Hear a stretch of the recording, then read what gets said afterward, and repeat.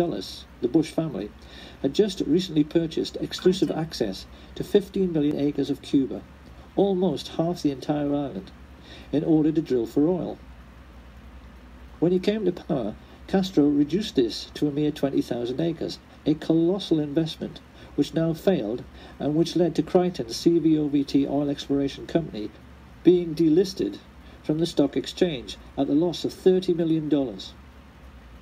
Crichton and George Bush's friends, the Texas oil billionaires Clint Murchison and Haroldson Lafayette Hunt, also knew that Kennedy wanted to end their most vital tax break, the oil depletion allowance, and their bosom buddy, Vice President Lyndon Johnson, was standing at this time with one foot in jail and the other on a banana skin due to his involvement in the corruption scandal now breaking around his favourite assistant, Bobby Baker.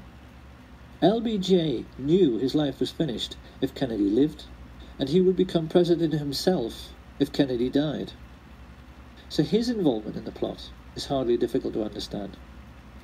And even more to this, the heads both of the US military and the military-industrial complex which supplied them, exactly the same Nazis who had supported Hitler in World War II, were fully aware that Kennedy wanted to pull out of Vietnam in a move which would have eventually cost them billions in lost weapons sales.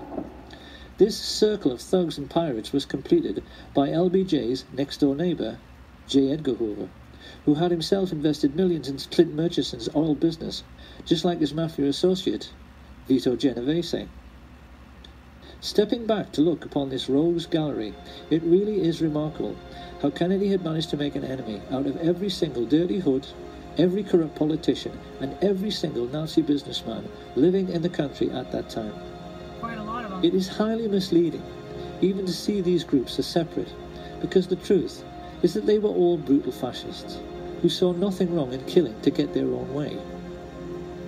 The question now was, how were they going to get him?